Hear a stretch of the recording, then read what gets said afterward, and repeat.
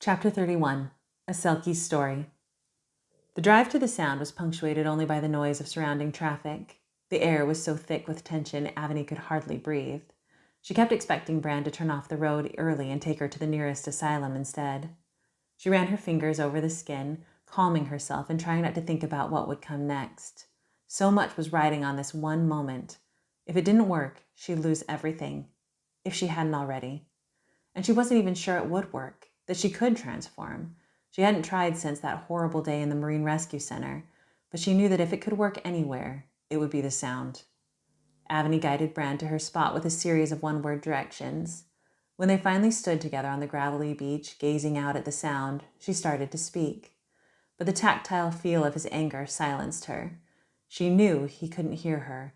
Not like this. Not after everything that had happened. "Please just stay," she said. "Stay and watch. Don't run away."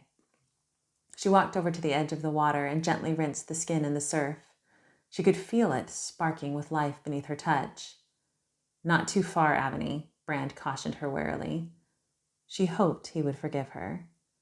Suddenly, she launched herself as far out into the sea as she could. 2 bounds and she was gone, deep beneath the surface of the waves, the deep bass of Brand's "No!" echoing in her ears. The transformation came easier than she'd thought it would. As it did, she was almost overcome by a longing to escape into the deep, dark blue.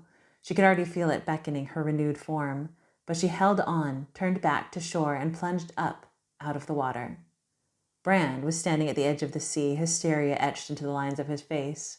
He jerked back violently when he saw her, a wild animal emerging suspiciously from his wife's vanishing point. She slid up to him, her own shirt clutched in her mouth. He backed anxiously away. She edged closer. He stepped back. She dropped the shirt on the beach and looked him squarely in the eyes. She nudged it toward him and locked gazes with him again.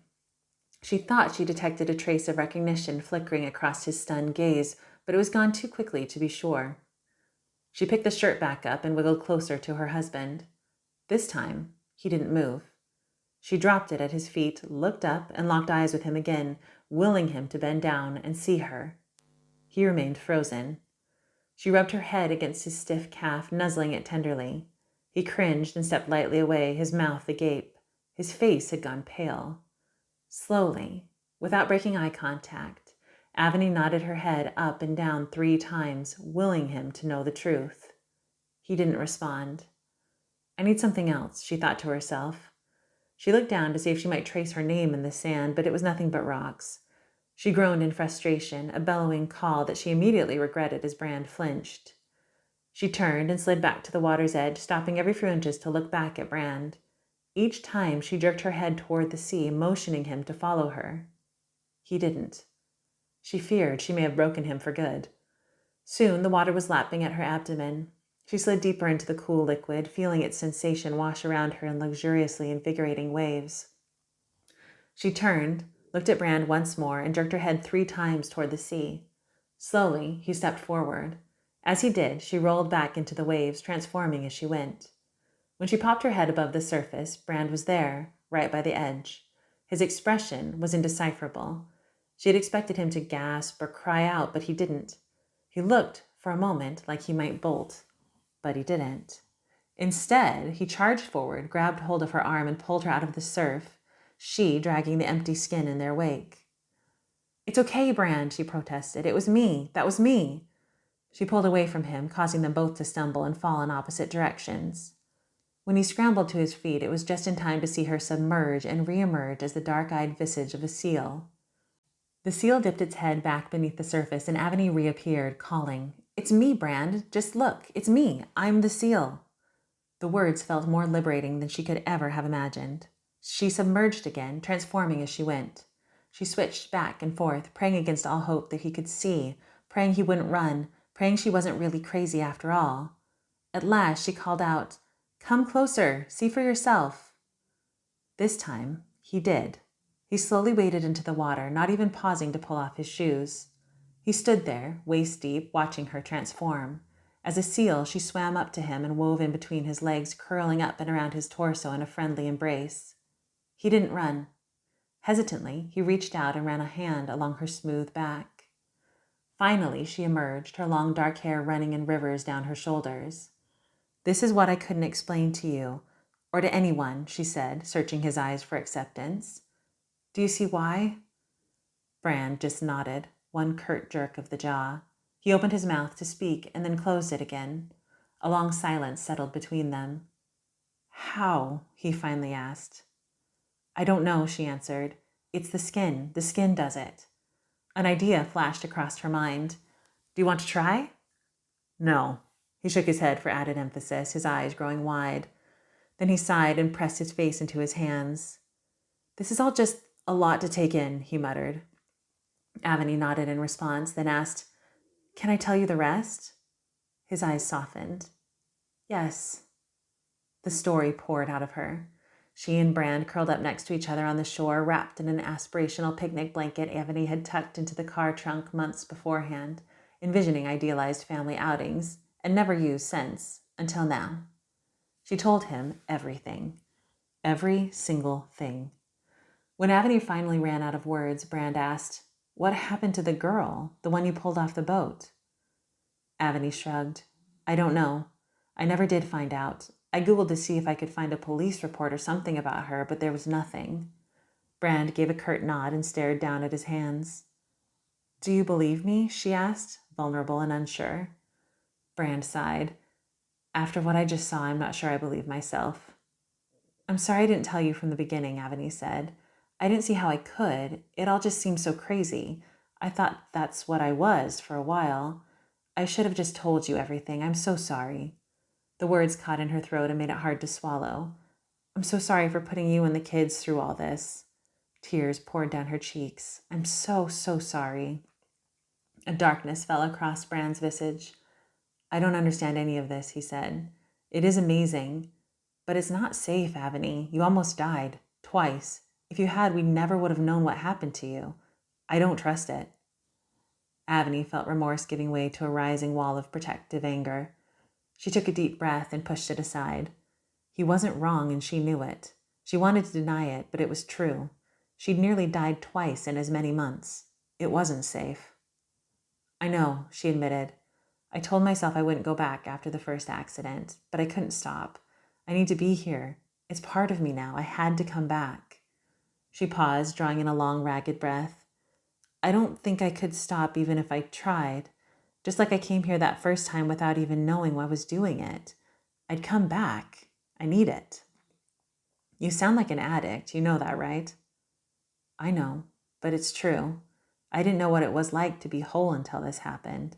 I feel alive like I never have before. It's who I am. I can't lose that.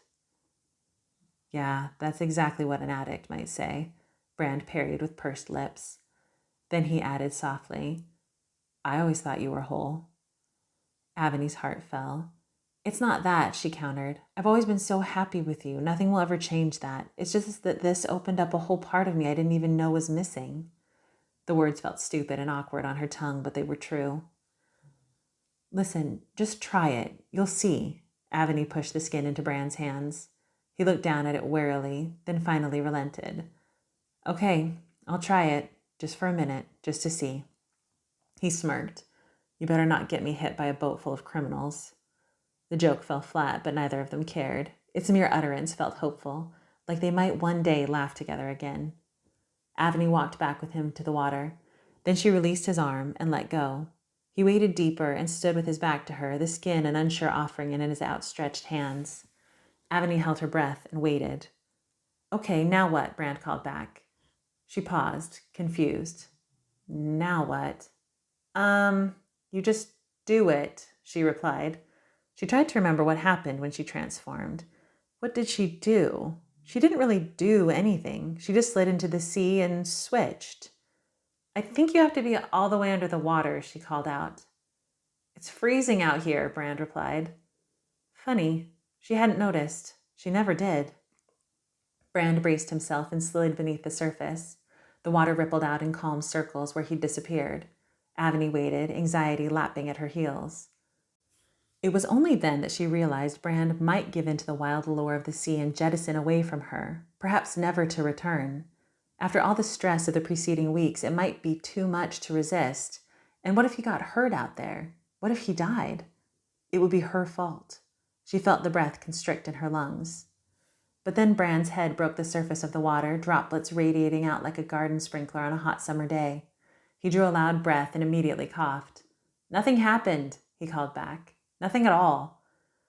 Aveny threw the blanket onto the beach and pressed forward. She took the skin gently in her hands. Almost as soon as it touched her, she was beneath the water transforming, and then she was back. "I'm not sure what I do, it just happens. Could you make out anything when I did it just now?" Brand shook his head, jittery with cold. "It's just a weird blur." "Nothing happened at all for you?" she asked, confused. "Nothing," Brand replied, his teeth chattering violently. "I gotta get warmed up." Aveny stared at him as he hurried back to the blanket, a slight aura of mist emitting from his retreating outline. How could it be? Was it some kind of finder's keeper situation? She ran her fingers thoughtfully over the skin, then turned to see Brand shivering at the edge of the water, the blanket wrapped tightly around his sopping shoulders. She stepped lightly across the slippery rocks, and he held his arm out to receive her. She slid gently inside, wrapping her arms around his waist. In a moment, his shivering quelled. "You're abnormally warm, you know," he said. Aveny shrugged and nestled deeper into his embrace. They breathed together for a long moment. Brand stared out at the horizon, his brow furrowed.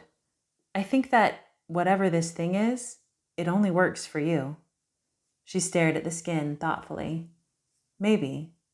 It was one of many unknowns. So many, Aveny wondered if she'd ever understand. But in that moment, only one thing mattered. Brand was here and he believed her. That was all she needed for now.